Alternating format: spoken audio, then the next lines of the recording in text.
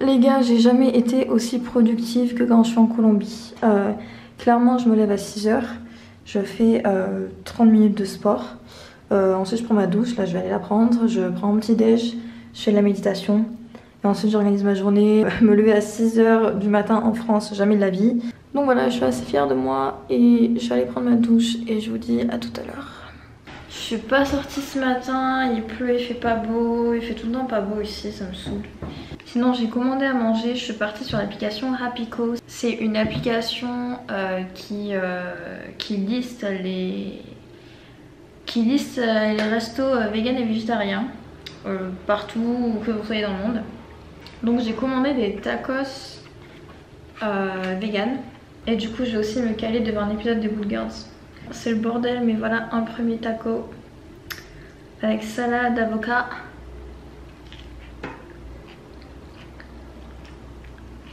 Par contre, je vous jure que ça et ça, c'est une tuerie. Ça, j'en suis à mon 3e paquet.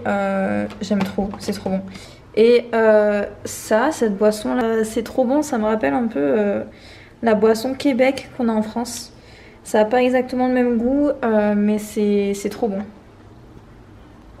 J'ai l'impression que je fais que parler de bouffe en fait dans les vidéos, c'est abusé. Et ici, je sais pas pourquoi, il y a tout le temps des taxis qui se mettent le long de la rue là, jusqu'au bout. Souvent pour laver leur voiture, je sais pas du tout. Mais c'est tout le temps sur cette rue là, alors que quand je vais dans les rues plus loin, ils sont pas là. Donc voilà, là il y a un taxi hop qui s'arrête. Dès qu'il y a une place, il s'arrête. Alors j'ai vu le conducteur là qui est rentré juste en bas, et ici là juste en bas il y a un restaurant qui s'appelle Restaurante Caliente Caliente, donc très bon le nom. Mais peut-être, je sais pas s'ils vont tous à ce restaurant là, mais à chaque fois que je passe devant c'est blindé de monde, donc il y a moyen. Hello tout le monde, il y a mon t-shirt qui dépasse de mon pull Santa Cruz. Aujourd'hui je vais aller, il est bientôt 9h du matin, je vais aller au marché, je sais plus le nom. Je vais aller au marché Paloquemao, je sais pas si ça se prononce comme ça, Paloquemao Fruit Market. Donc bon, ils vendent beaucoup de fruits, il y a des fleurs aussi, des plantes, de la nourriture. Donc je vais aller faire un tour là-bas parce que ça m'a été conseillé plusieurs fois.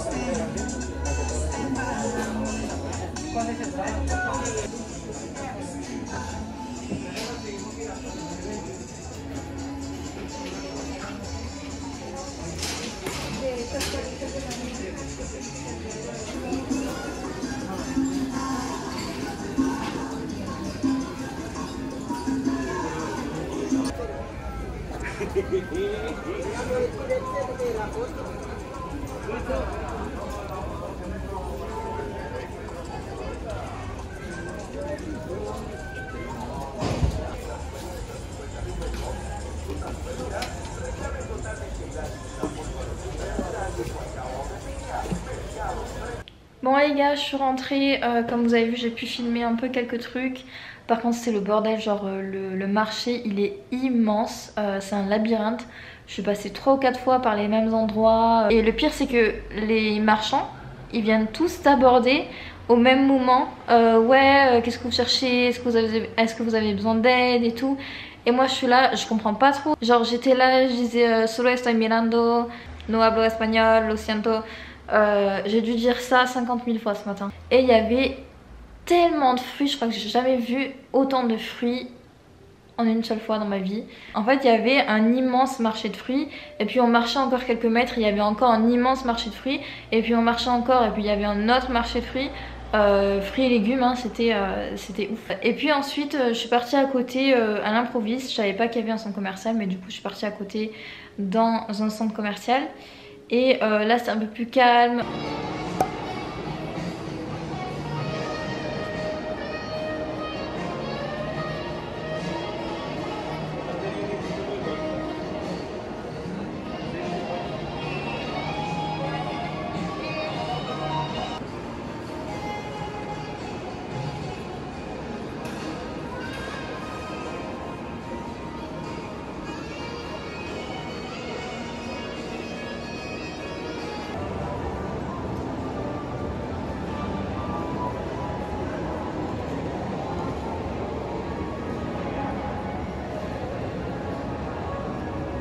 Et puis au centre commercial, j'ai croisé des Américains, enfin j'ai entendu un couple parler anglais.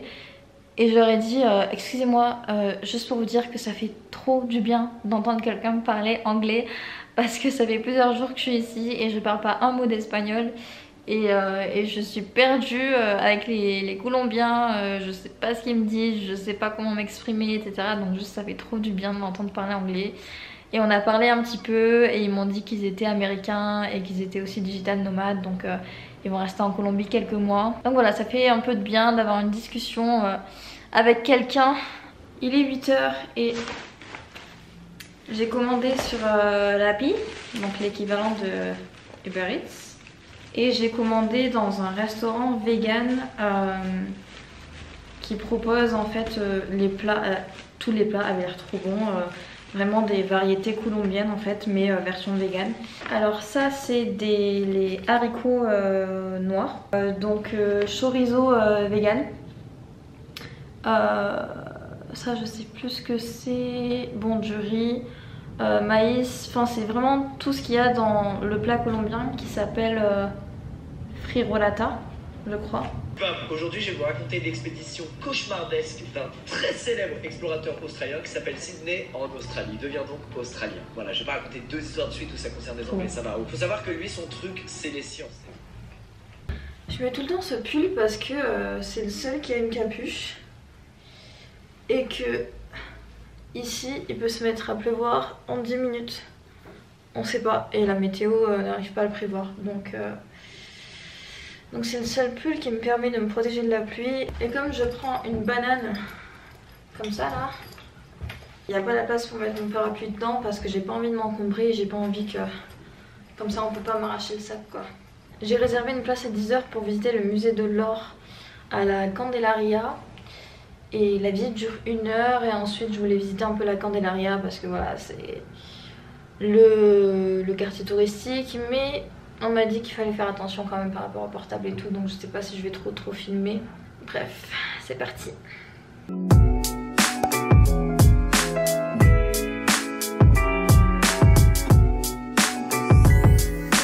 Le musée de l'or abrite 34 000 objets en or d'une grande beauté à la valeur historique unique que les peuples indigènes utilisaient dans la vie de tous les jours ou à l'occasion de rituels sacrés. Ce lieu est si particulier qu'en 2018, le magazine National Geographic l'a distingué comme l'un des meilleurs musées d'histoire de la planète. Parmi ces nombreux objets, on peut découvrir le mythique Poporo Kimbaya, un récipient dans lequel les indigènes stockaient la chaux qu'ils utilisaient pour le rituel de mastication des feuilles de coca. Ce sont ses proportions harmonieuses et sa technique avancée qui ont rendu célèbre le Poporo Kimbaya, qui fait aujourd'hui partie intégrante du patrimoine culturel de la Colombie. La légende raconte qu'il existait sur le continent américain un lieu où tout était en or. Au XVIe siècle, de nombreux Européens, obsédés par cette idée, entreprirent de grandes expéditions à la recherche de ce trésor, que nul ne trouva jamais. Ils découvrirent néanmoins de nombreux chefs et caciques indigènes qui se paraient d'anneaux, de pectoraux et d'autres accessoires en or.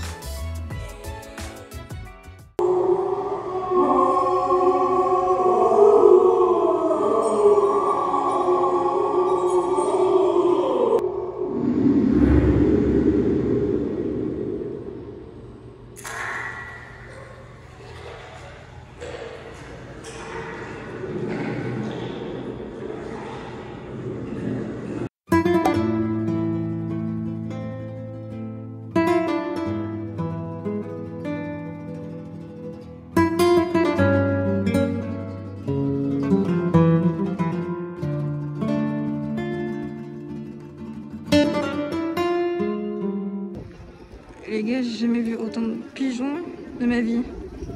Tout à l'heure, ils ont volé. Putain, voilà. Ils sont venus sur moi. J'ai une crise cardiaque.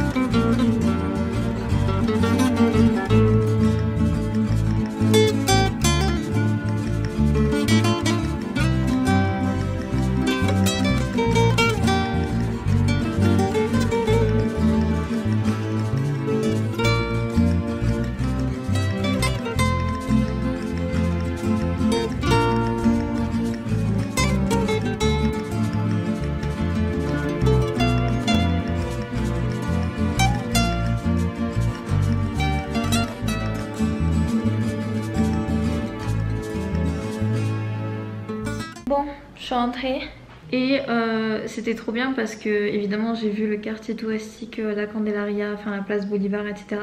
Mais ensuite je me suis dit pourquoi pas marcher un peu dans les rues de la Candelaria. Et comme vous avez vu, il y avait des petites rues magnifiques. Il n'y avait pas de touristes, il n'y avait que des Colombiens, des gens qui habitaient dans le coin. Et franchement les rues étaient trop belles. Bref, tout ça pour dire que au final c'est quand on marche, quand on ne sait pas où on va et qu'on explore un petit peu plus qu'on découvre de très beaux endroits. Ce qui est bien quand on voyage tout seul, c'est que on peut faire en fait ce qu'on a envie de faire quand on a envie de le faire. J'espère que cette vidéo vous a plu. Si vous avez aimé, n'hésitez pas à lâcher un pouce bleu, à vous abonner. Et moi je vous dis à la prochaine. Tchuss.